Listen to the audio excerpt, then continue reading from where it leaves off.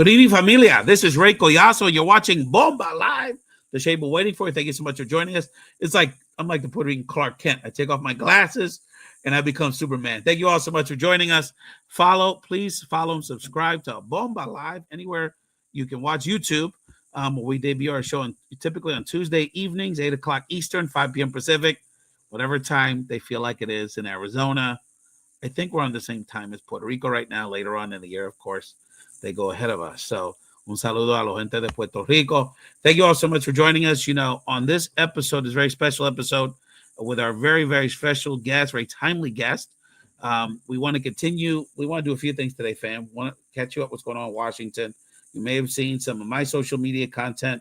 You may have seen a lot of discussion, which we need to really focus on about the potential impact, dangerous impact, lethal impact of the current budget that's being that the House Republicans in Washington, D.C., led by Donald Trump, are putting together in Washington, which could have disastrous results for our community, particularly all working people, all Americans, but particularly acutely in the Latino community. So our guest is going to catch us up what's happening in Washington and give us some thoughts about what you can do, because most likely you live in a state or a congressional district that has a member that has some decisions they need to make in the coming hours that could impact literally the healthcare access for you and your loved ones and in your community, which would have tremendous health and economic impacts on our children and families. And that's what our guest is very focused on. We're going to continue the conversation about, which I've sort of coined, healthcare for activists. What do we do in this time period as activists, in the case of our guest, as a mother, as members of our community that feel very vulnerable right now, because we are, and somewhat are targeted by this administration, this political climate that is engendering fear, misinformation, confusion, and how do we live our lives, and how do we kind of continue this conversation around mental health for ourselves and our families, and then we'll throughout the show get to know our guest, who I think you're going to really enjoy hearing her personal story, as well as the great information and insight that she has from her perch in Washington, D.C. I want to introduce my very special guest, a colleague and a friend, Lisette Orellana Engel. What's going on, Lisette? Hi, thanks for inviting me and having me here. I appreciate it. I've been stressing about your name ever since I started working with you. I'll be honest with you, because there's so many variations of the spelling of Lisette in the Hispanic community. So right. There's the 1S, there's the 2S, there's the Z, there's the 2Z, then 3 people, like seriously Puerto Ricans, we like to throw the Y in that joint. And it's like, I'm like, I don't want to mess it up. I'm emailing you the wrong address. And then Orellana Engel, and which, but I really appreciate it. Lisette, welcome to the show. Thank you. Happy to be here. Fantastic. So just want to let people know a little bit about Lisette quickly, and then we'll get into the conversation. Lisette Orellana Engel is a passionate advocate for marginalized communities. Just a really impressive resume. She brings a lot of energy and expertise. Currently is the director of Economic Policy Project at UnidosUS, our organization that we work with, the largest Hispanic civil rights organization in the country. Where Lisette finds the time for all this other stuff that's on her resume, I don't know. She's the vice president of her local Williams Syndrome Association, the secretary of the Montgomery County and Maryland Latino Democratic Club. Way to go, Lisette. I like that one. And it was, in fact, named, does a lot of work in the community of Maryland, was, in fact, named the Maryland Volunteer of the Year a few years ago. And as you're going to get to know later in the show, a woman has a very full life, family, literature, nature, and she's got some interesting musical taste, which we'll talk about later in the show. Lisette, appreciate you being on the show. Thank you so much. I know you're very busy, but you actually took a lot of leadership in wanting to have this conversation with our Bomba Live community, because there's a lot going on right now in Washington, and there's a lot of different perspectives on it. But one of the things we've seen in our work and in polling and that there isn't enough, and what the feedback we're getting from people around the country is that there's not enough information about what's happening right now. So Lisette, there's a budget being developed in Washington, and there's a lot to it, and we'll get into some of those things, many of those things. But the piece we wanted to focus on primarily today was the potential impacts on our healthcare system, healthcare insurance access. So can you talk to people, Lisette, just kind of broad strokes around what's happening, where we're at in the process right now in Washington, and what's currently being proposed that's on the table that could impact our folks, millions of our people around the country? Sure. What's happening in DC right now is this really ugly conversation, this really ugly attempt at dismantling systems that have been in place to support working class folks, to support the most vulnerable. And interestingly enough, the bill that's being discussed right now is called One Big Beautiful Bill, when it actually is, in fact, like I mentioned, a really ugly piece of legislation. And so what's in it, right? This is an attempt by Congress, by the majority, to enact all these cuts on the backs of working class people, cuts to Medicaid, which covers 10 million Latinos, SNAP, excuse me, that serves 10 million Latinos, Medicaid, that is a lifeline for seniors and people with disabilities. And then there's also these tax breaks, right? These tax breaks for very wealthy people. And so the only way that these revenue generating actions are going to be able to be sustained are to find ways to cover them. And that's why these cuts to Medicaid and SNAP are being debated right now. Things are about to get a lot more expensive. We're seeing tariffs taking a toll in many of our everyday items. As you mentioned, our poll that we recently conducted, Latino voters were saying the economy. The economy is the most important concern for us. We need to know how we're going to pay for rent next month. We need to know how we're going to cover gas. We need better wages. And none of those things are being addressed in this bill. In fact, they're being made harder. And so as we speak, they're currently colluding on how they're going to make these things happen, how they're going to make life harder for everyday Americans, for Latinos, for low-income folks. And they're doing that in the middle of the night so that when nobody's paying attention. So I hope that here during this conversation, we can really encourage people and motivate people to keep reading the news, to ask those questions, to get informed on what this really means and how it'll impact their families and their communities. I said it on one of my social media posts the other day, Lisette, that there was a process, and we'll get into the process in a little more detail in a second and really lay out the reasons we had to do this show tonight, and release it tomorrow morning when you're watching this, because I might even release it tonight, because this is really a 5-alarm fire that we have to address before Memorial Day weekend. But I want to take a step back because I want people to listen to what Lisette's talking about in the context of what people voted for and what was promised or what was tried to be sold to us in the beginning of the year when Trump started.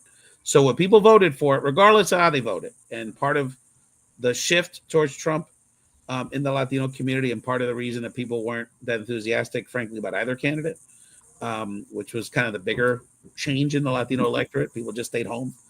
Democratic-leaning Latino voters, a good chunk of them, too many, stayed home. But regardless of where people were at in terms of how they voted or who they voted for or not, the overwhelming majority of Latinos have been telling us for 2-3 years that the inflation and the rising costs of everything was their number one concern. Even people that were concerned about immigration and other social issues, that certainly stay concerns. But the bottom line is the price of compra, the price of your rent, the price of the gas, because now you live further because you got gentrified out of where you lived. These rising costs in your life was the biggest headache you got. And so that was the reason, one way or another, that people voted for the most part in our community in November. Fast forward to the beginning of the year, the administration not only doesn't really focus on costs. You could argue whether you like what they're doing, but that's not really what they're focused on. But the premise of the Doge cuts was that on some level, we have to save money in our government. And there's grains of truth to that. There's actually more than grains of truth to that. There is some truth to that. But nobody's doing anything about the Pentagon budget. Look at that one, fam. But that on some level, they're trying to equate some what it turns out was very minor cuts to the budget, which actually caused more harm than good in terms of laying off people and dismantling critical services for people in our country and around the world. And fast forward to this budget process,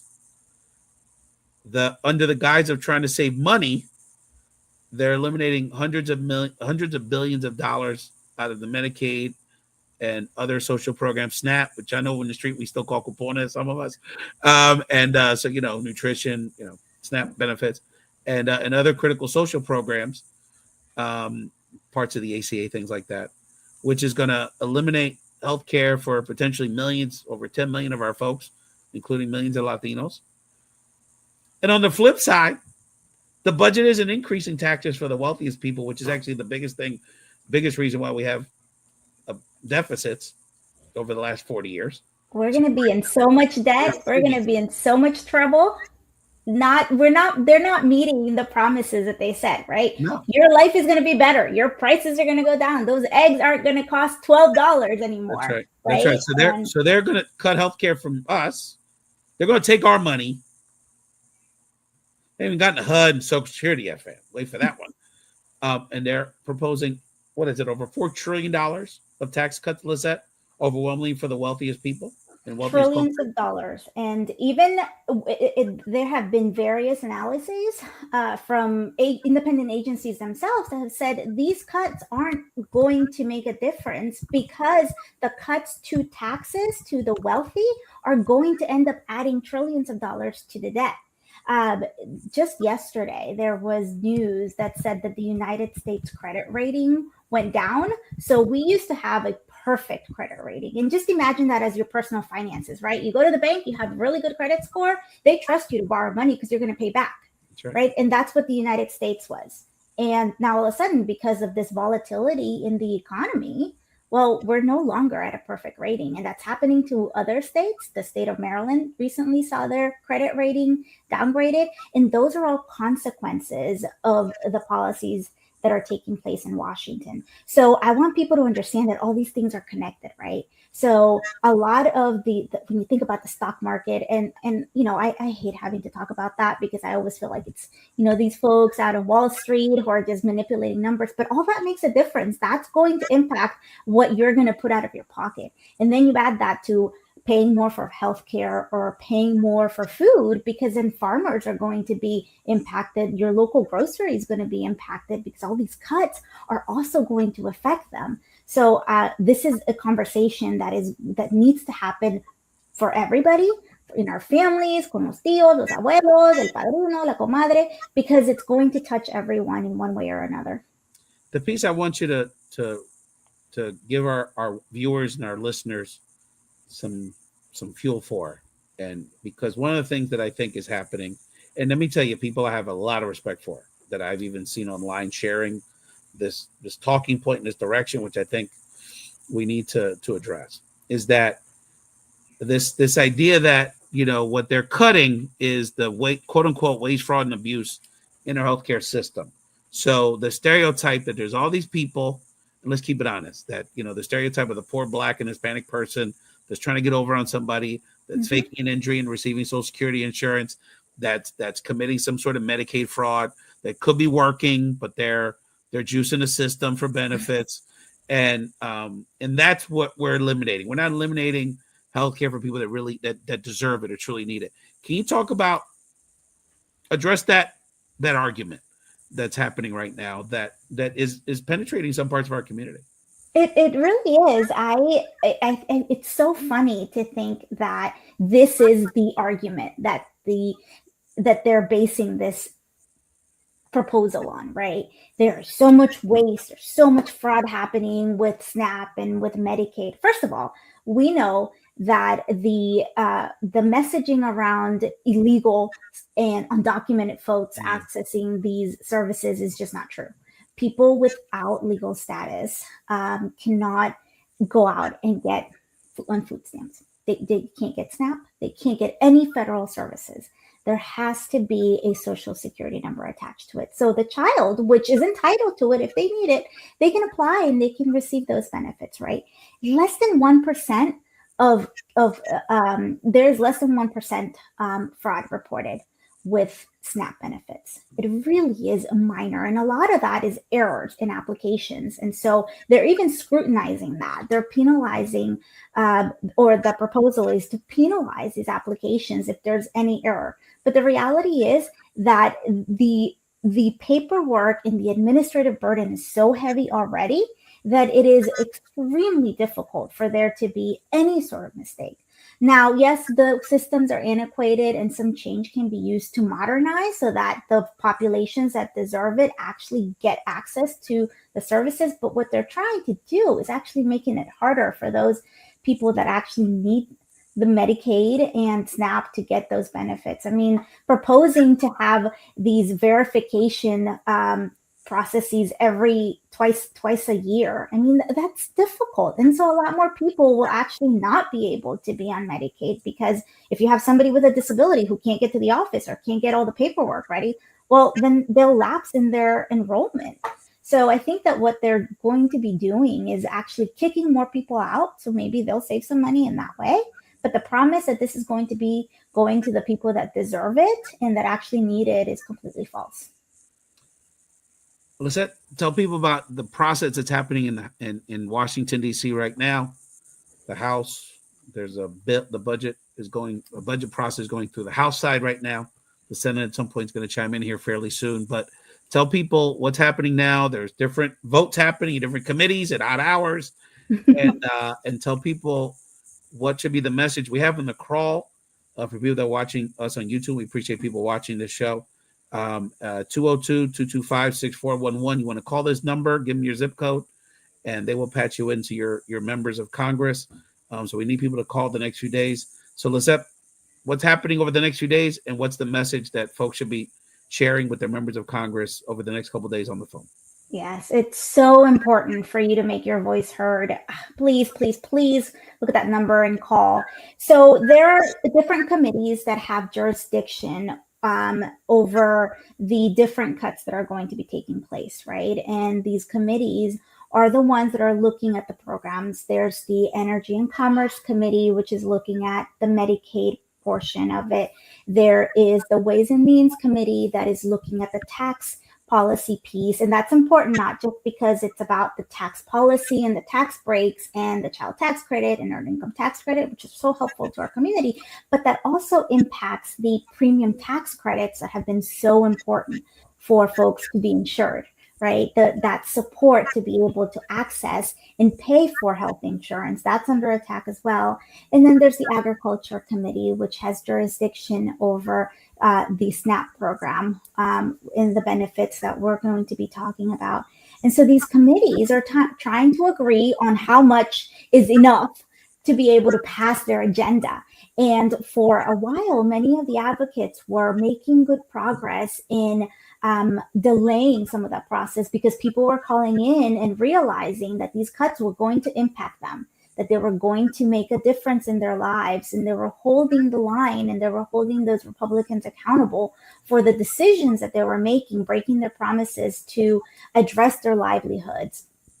On Friday, there was a glimmer of hope in the Budget Committee when some conservatives were holding out and said, you know what, this is not enough. It wasn't such a good thing, though, because they wanted to move up the work requirements, which is one of the new provisions under Medicaid. They want able-bodied adults to go back to work. There's all these new provisions to ensure that people are just not sitting at home and collecting benefits, right? Because that's what people do.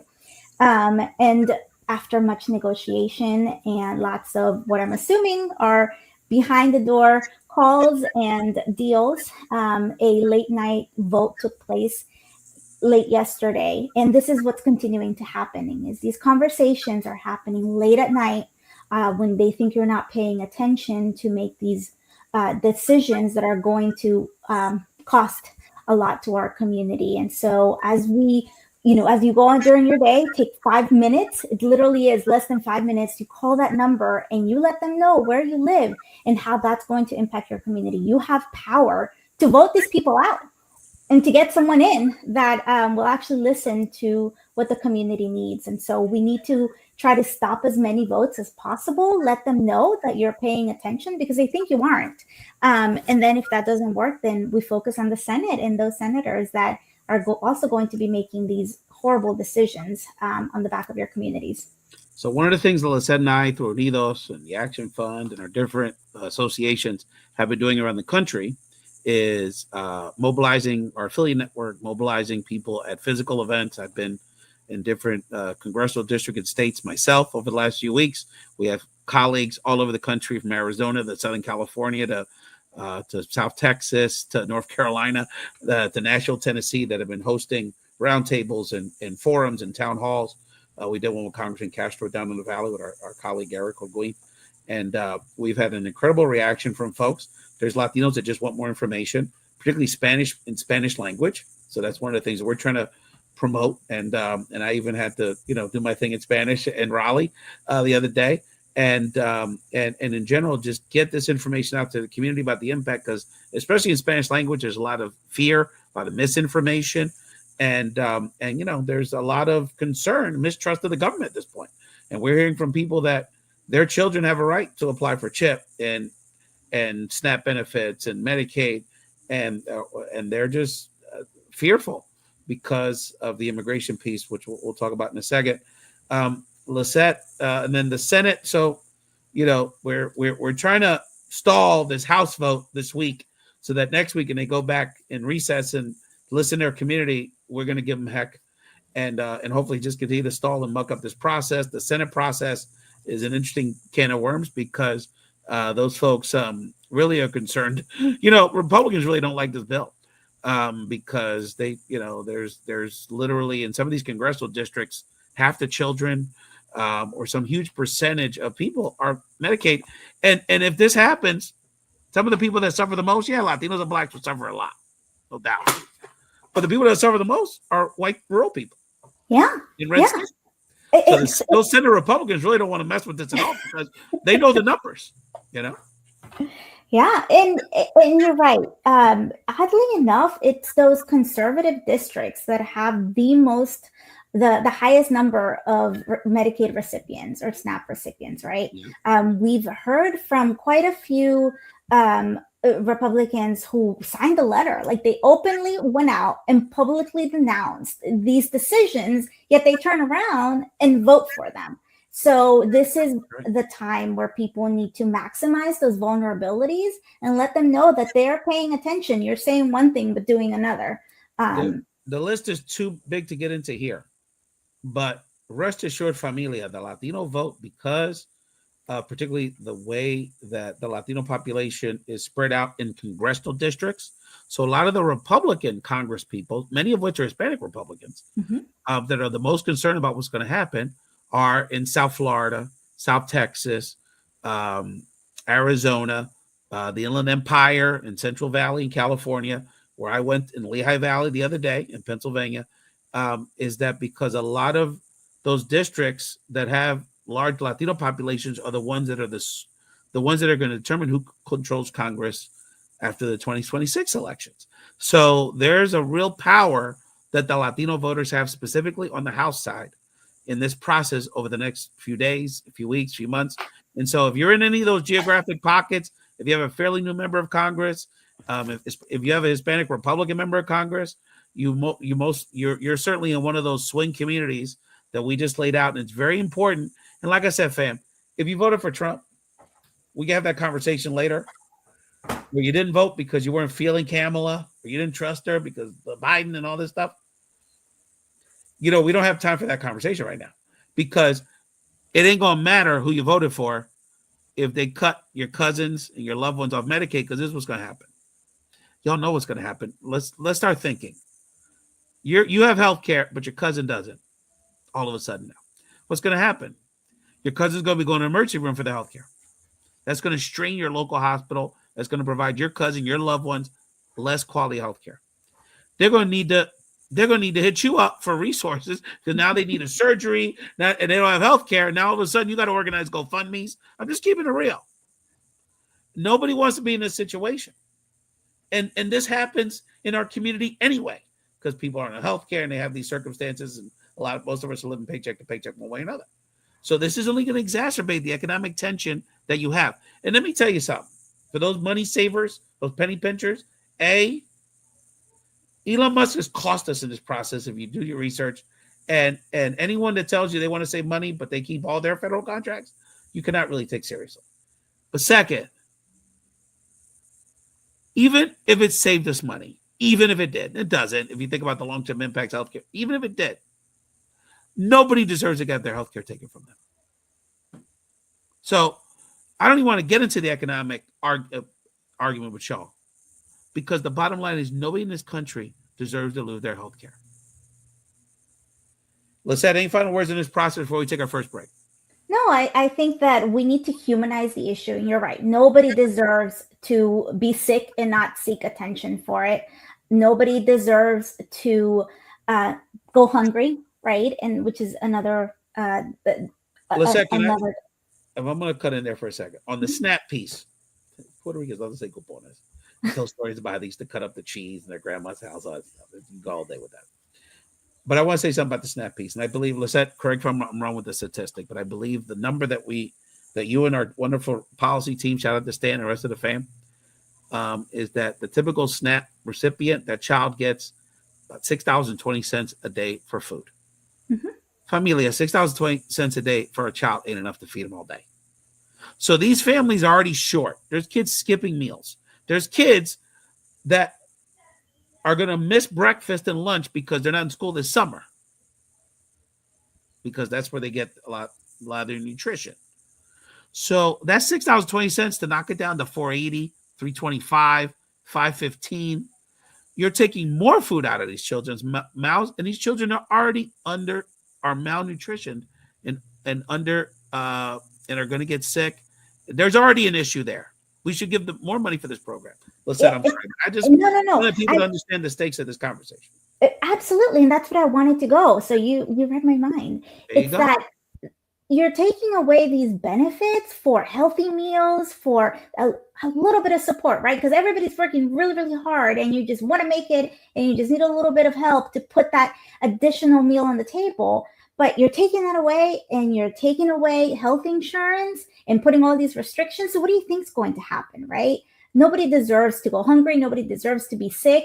Nobody deserves to be dehumanized in the way that this Congress is humanizing our community. And I just urge everybody and encourage everybody to call your representatives, ask the tough questions, and realize that this issue is going to impact everybody in the long run. And we got to fight. We got to fight. Lisette, you and I are heated. We need to cool off for a second. We'll take a quick break. We come back. Lisette wants to keep the conversation that our friends like Christina and Charles have really led on the show, related to kind of mental health for the activist class and how we can sort of manage this time in our history. Lisette Orellana Engel, what a wonderful ray of light here on Bomba Live. We're going to be back in a moment. Lisette, we're going to put a smile on your face, because we're going to have a couple of fun clips from the best of Bomba Live, the show you've been waiting for. I tell you a sick story. So in August, talking about how Bad Bunny's got his ear to the street, right? Mm-hmm. So in August, I take my family to the island, and we're at a restaurant in San Juan, in Condado, I think, eating. And so what I like to do when I go to Puerto Rico, or I meet younger Puerto Ricans from the island, I like to ask them who are the new artists on the island, so I can try to keep up, Mm-hmm. So the mesero comes over, young guy, real, de la calle kind of guy. And I said, ¿quién está en la calle de lo nuevo? ¿Quién está pegando a la calle? Mm-hmm. And I swear to God, man, he goes, de verdad, Davey Omar Courts. And he does a song called Verdad. How much more organic can it get? Correct. Can we have the Ricky Martin picture? We got to show it. Come on, fam. We got to show it. All right, Dios mío, look at that. Come on. Ricky and Betty, tell us this story, my friend. Ricky Martin, Ruben. Actually, Sweet Sensation was on tour with Menudo for a minute. Okay. Cover Girls were on tour. It was Cover Girls, Sweet Sensation, Menudo at the time. This is right before Ricky left the group. That's Ruben right next to him, I believe. Yeah. So, we had so much fun being on tour with Menudo. Now, meanwhile, talk about surreal. I was 14 years old with my best friend from across the street, Sonia. you know, scoping out all the hotels that Menudo was in because I was a big Menudo fan. I love Menudo. I still love Menudo. I can sit here and be like, Súbete a mi moto. I know all the songs. I have belt buckles and I have the jackets, and I loved Miguel from Menudo was my favorite until I fell in love with Johnny. So I know all about the Menudo stuff. Welcome back to Bomba Live, the show you've been waiting for. Lisette, to be able to associate with people this cool is just so, it's surreal to me. It's unbelievable. That was the legend, the freestyle legend herself, Betty D from Sweet Sensation. On that second clip, of course, our big sort of music culture commentator, Marangeli Mejia. The woman in the first clip, Lisette, was at the Bad Bunny Tiny Desk recording in DC not too long ago. So she'll be coming on the show to talk about that experience. But Angeli's just the coolest, and Christina. And any reactions? I mean, it's, you know, what else is better to talk about Menudo and freestyle music? I mean, can it get any better than that, Lisette? Like and you know, those are the kinds of things that we need, right? Like we need joy, and we need music, we need sazon to kind of get through every day with all these horrible things that are happening. So I can't wait to hear what that experience was like. Yeah, no, those folks are really cool. So we anyway, it's a long story, but in 2020, when it was the pandemic, this is actually when I started, because I used to do my show under the brand of Found in Translation, so it was a little more political. And then I said, you know what? I said, Puerto Ricans, we don't have a parade, we don't got nothing. So I did a virtual one. I called it Bomba Live, and it was just incredible. Shout out to Christina Vega that's in one of those clips, who helped me produce the show, and dozens of people helped produce the show. We did an 8-hour virtual event. I'm ridiculous, and I got to give DJ Rich up in Connecticut a shout out, because he's the one that really kind of the bad boy in Connecticut that brought some of the freestyle artists to the table, like K7 and Betty D, and Betty became part of the crew, and K7, and I went to her birthday party a couple years ago. And can you imagine walking in like a ballroom in North Jersey, and like Lisette Melendez and Judy Torres or Brenda K. Starr sitting at a table, like, you know, they had their homegirl's birthday party. And I'm hanging out with K7. It's like, I'm not cool enough to be here. These are the coolest people of all time. But anyway, much love to the fam. K7 is in a musical freestyle. What's it called? Anyway, a freestyle musical that's come out. And he actually has a new song out. So people need to keep following K7 and Betty D and support all the wonderful things that they're about. So, Lisette, you wanted to, on this segment of the show, you wanted to continue the conversation about mental health, and I encourage people to follow your blog. You do some real provocative blogging on the subject. So, you know, what strikes you about wanting to have this conversation here in the middle of everything that's happening in 2025?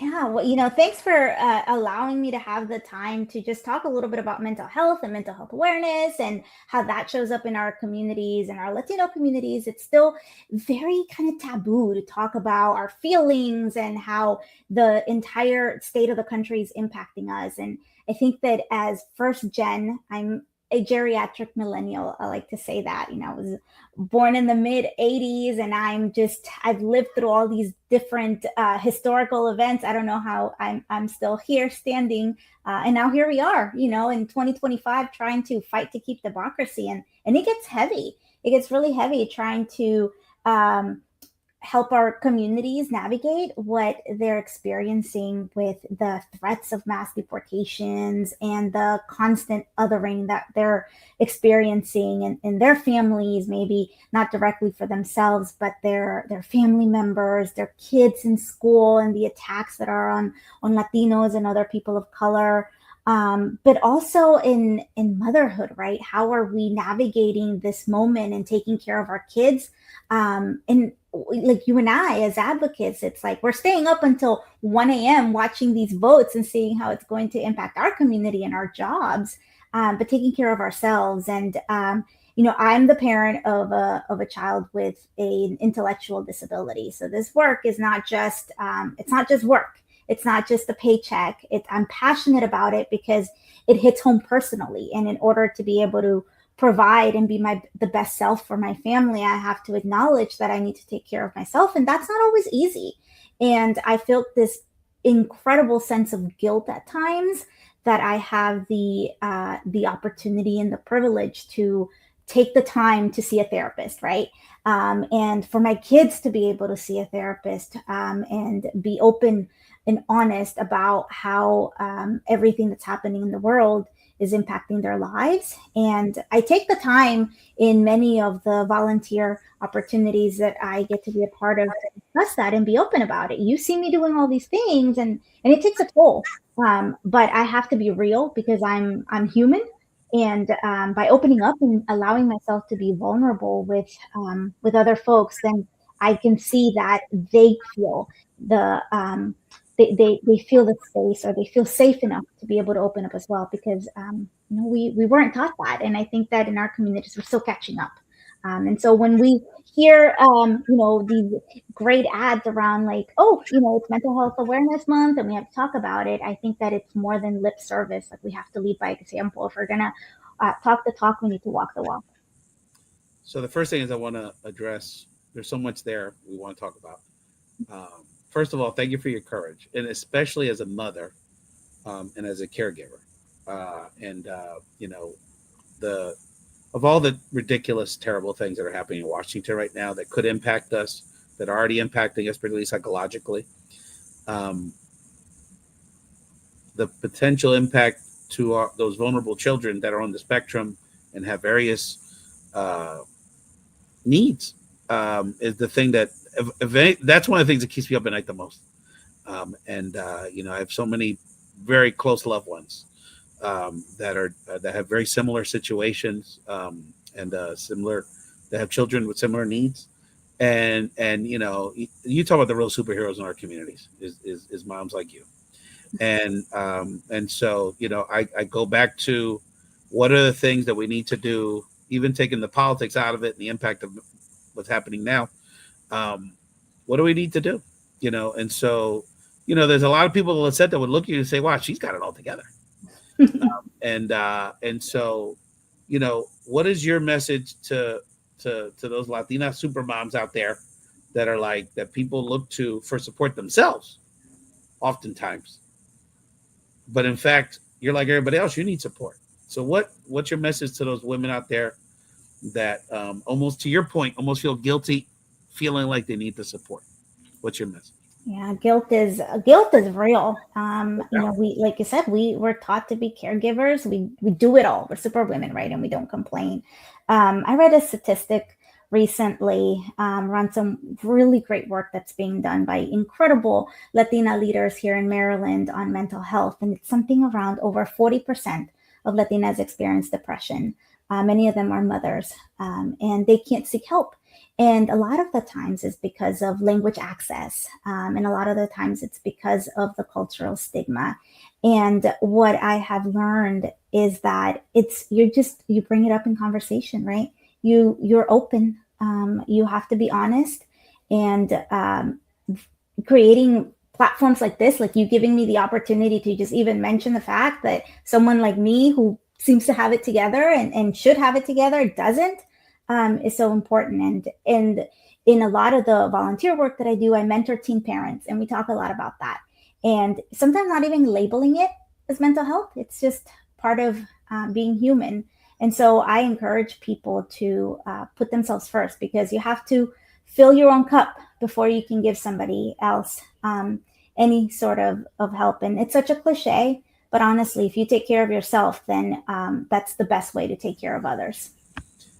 And part of the reason that that's so well said, because, I would imagine being a caregiver yourself, that extra pressure around not just being a mom, but, your particular circumstance, is that you feel like, wow, what time of the day would I have to do something, take a walk, or, talk to a counselor, or just focus on your own health.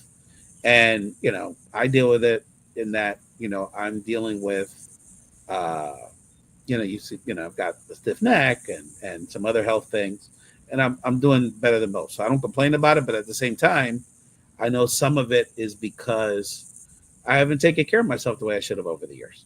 And, and then you get into a spiral of kind of feeling guilty about that. But at the same time, you have to understand that it's a wake-up call for us to dedicate that time to take care of ourselves. And part of that is a big part of that mental health. Charles DeLeon, who actually I want to play a clip from in a second that kind of delves into this conversation. He's, one of the things that I'm so proud of him about is that he really gives us a space here for men to have that conversation, because if it's hard for the women in our community, it's hard. So let's watch a clip from Charles, and I want to get your reaction to Charles' statement around, where we find our peace in this moment of history. So our family, there's those moments, the graduations, the special things that happen where you get that euphoric feeling. There's times when you work at colleagues, you guys conquered something big or whatever. So really, these emotions and these things come from community. It comes from people you do life with, right? So these moments aren't magic because you have $1 million. These things aren't magic because, I don't know, you got the best gear, the best car. They're magic because the people who are around you can celebrate with. And these moments happen, right? We just have to live in the moment. Your reaction, reflections, Lisette. Yeah, live in the moment. I think that now more than ever, it's so important. You blink and years go by, right? Time is a thief. I'm actually celebrating my son's graduation on Friday, and I just keep thinking, how it was just yesterday he started school, right? But I also want to react to being around our community and our village. And I think if there's something we're good at, Latinos, is getting together and family time. And those are the moments that we cherish. And those are the times where we need to not be afraid to ask for help, right? And be able to rely on each other. And that's where we're finding our village. And I don't know where I'd be without my village that has really held my hand and my kids' hands throughout this entire process. And right now I'm definitely relying on a lot of people because it's not easy. It's not easy work. And I'm just very grateful to have the opportunity to have, amazing colleagues like you and really good friends and a supportive family, and have been able to lay the foundation of self-care. And self-care is not a massage or, the expensive things that people might label as, but self-care as in really being in tune with how you're feeling and how you're doing, and being able to transfer that to my kids is probably one of the things I'm proudest of.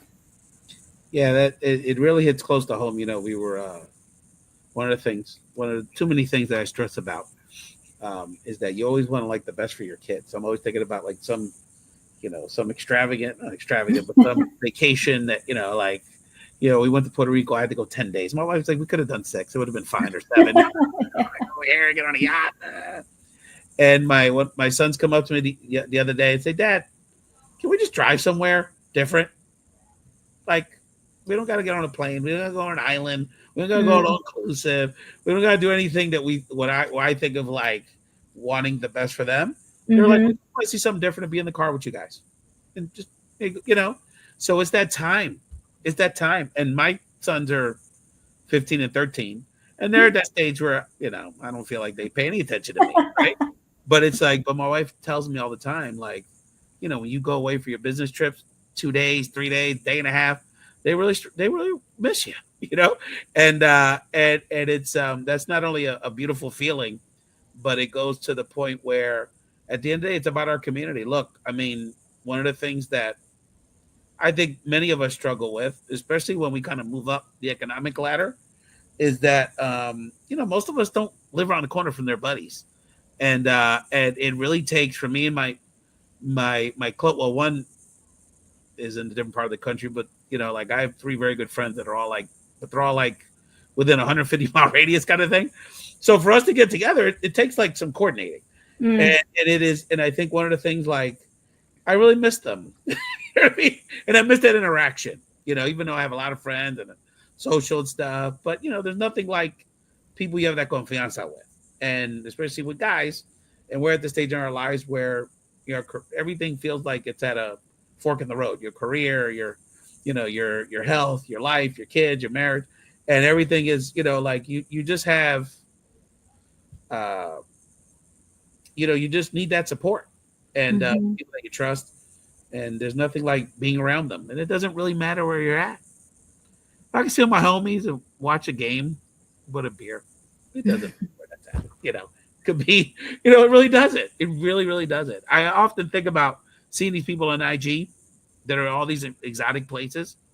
And I'm like, you know what? If I was there by myself, I'd be miserable. Right. Like the Yeah. Maldives, okay. If I was in the Maldives, it'd be beautiful for like for 5 minutes, it'd be great. But after that, what am I doing? If you can't enjoy it with your loved ones and humans, what's the point? I'll say this, and then we'll get to the other stuff. Is that I do want to mention? I want to make sure that we take a moment because Lisette and our network around the country, we're doing actually the most important thing right now. Besides the advocacy, is we're doing a lot of listening. Mhm. And one of the things, and I want to take a step back because there's obviously an element of this that me and Lisette and all of us are impacted by in our networks of people. But we've had a chance in different settings and in different mechanisms to hear from the more relatively more east recently arrived, or just the immigrant community in our population, and so much of this is mixed families and mixed groups, and the what we would imagine would be a climate of fear and anxiety and is very real and very real. And when you hear things like my child is being bullied because they're Hispanic, but I don't feel like I'm in a position to report it or deal with it because of what could be the ramifications with interacting with law enforcement. My husband got stiffed at the construction site with his pay because basically the boss said, "What are you going to do about it?" Right. The woman that doesn't feel like they can date because if a partner assaults them, can they go to the police? Do they feel like that confiance to go to the police in this moment in our history in this country? And so I'm bringing up these horrific examples because this is real stuff. Right. And not to minimize or tier the stresses that we're going through, but I wanted us to just take a moment because for y'all to think it's just stuff people say, and if a small group of people don't, like they just think this is about real people, fam. And for every one person you see, for one Kilmar Abrego Garcia, there's literally millions of people living with this nonsense every day. And by the way, it's not just the immigrants. It's not just people that are undocumented. I walk around my passport because you don't know. So it's real.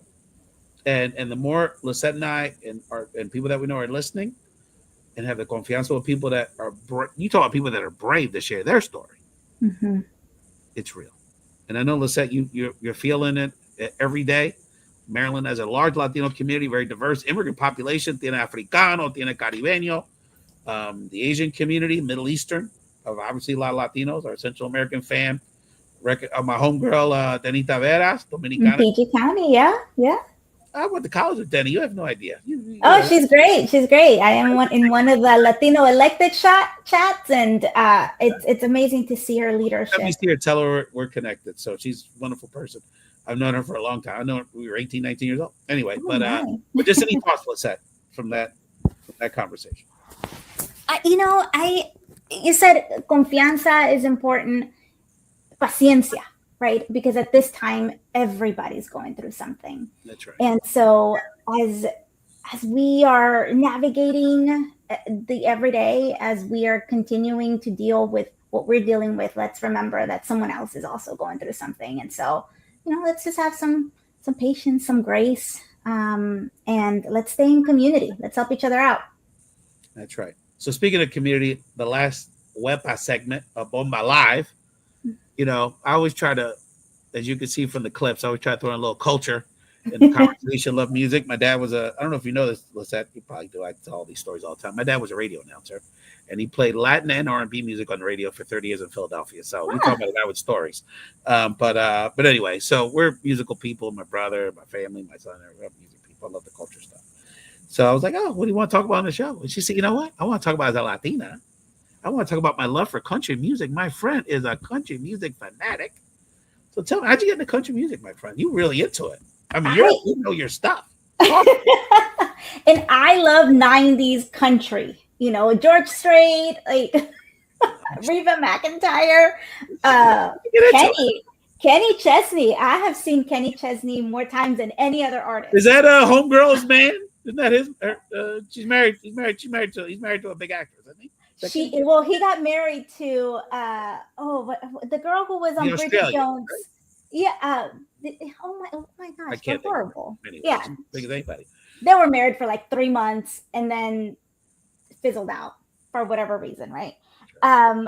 But yeah, so you know, when I came to the States when I was 9, so I was born here in El Salvador, went back, came back to the States when I was 9. My mother was settled, back on her feet, and I was an ESOL. I had to get, you know, I had to what they call then English for speakers of other languages, and my teacher was from the Midwest. So I learned English. I had a Midwest accent from Wisconsin for a long time. And when she would play music, it was country music. And so that's how I just became just enamored by the storytelling. And I just felt connected.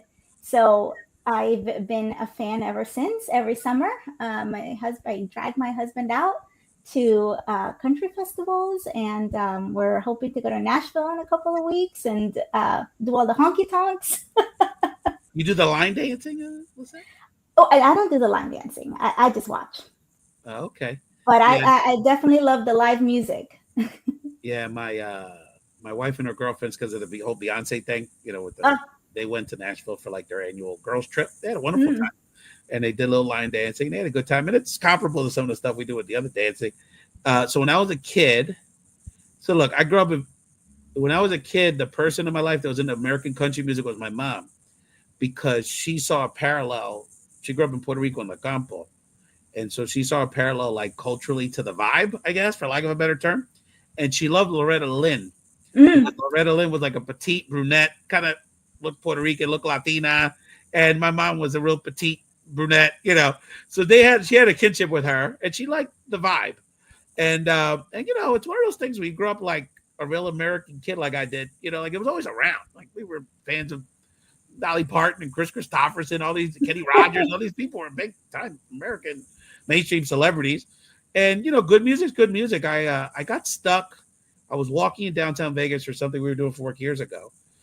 And there was a country concert there, and I basically got stuck at the concert because of the walkway and the way it was blocked up. And you know, I couldn't tell you the artists were, but I'm like, you know, I really enjoyed sitting there for 45 minutes because I'm like, this is really good music. And you know, the irony of this whole terrible political thing we're going through is that if you listen to the lyrics in country music and you listen to lyrics in some of this other music that we enjoy, the themes are the same. Working people, struggling, trying to figure it out. Not feeling like the system's doing anything for them, and they're kind of on their own here, and family, and wanting that confianza, wanting that. So a lot of it is very similar, and I'm sure that that's something that you've connected with. Yeah, absolutely. It really talks about the struggle and being able to, you know, wanting the same things that everybody wants, right? Is to have a good life, have a good time with the people that you love. And it's interesting, and Beyonce's been a big part of this, but it's interesting how the cultures oddly are fusing now, like with the fashion and the collaborations. There's hip hop flavor in country. Obviously, Latinos have always been part of country on some level. The Tejano world and the Southwest. Shout out, check out this guy if you don't know him. I follow and I keep in touch with his manager. Louis the Singer is a Mexican-American country guy in Texas. And he's got the street aesthetic, got tats, did some time. You know, he's like a street country guy, very talented. His manager, what's his manager's name? Anyway, his manager is a good guy, and Smooth Vega is a social media. And he's been a big music producer in Texas for a long time, and we keep in touch socially. But anyway, so Louis the Singer, and that's always, and you know, and when they poll Latinos are into everything. You know, even People think in Puerto Rico, even, or Puerto Rican, that all we listen to is reggaeton, and it's totally not like that. You go to Puerto Rico, we listen to everything, including country music, American country music. Lisette, if you're not in the country, if someone like me that's not into the modern country stuff, give me an artist or somebody that would be a good starting point. So someone that's watching this that wants to delve into the modern country landscape, who's a good artist to start following? Kane Brown. Kane Brown. Okay. Kane Brown. And he has a song with Becky G. So. Yes. Okay. Nice. Okay. Fantastic. Very cool. Fantastic. Well, Lisette, this has been a wonderful conversation. I don't want to keep you too long. Wait for your family. We're gonna put we've been putting throughout the show your social media handles. You're a great follow. You've got blogs that are fantastic. And Lisette, how much I respect you and have enjoyed working with you. And I look forward to staying in this fight with you and continue this conversation and supporting your leadership around the importance of supporting each other's mental health and just supporting each other, because the other part of the mental health story is if people start losing health care, that's more of a challenge for our people to get mental health. Because part of the challenge is we don't have enough mental health access from an insurance perspective in our communities, especially culturally competent, bilingual, bicultural mental health services. So that's a big part of this conversation. Lisette Orellana Engel, thank you for being our ray of life for today. And thanks for watching Bomba Live, the show you've been waiting for.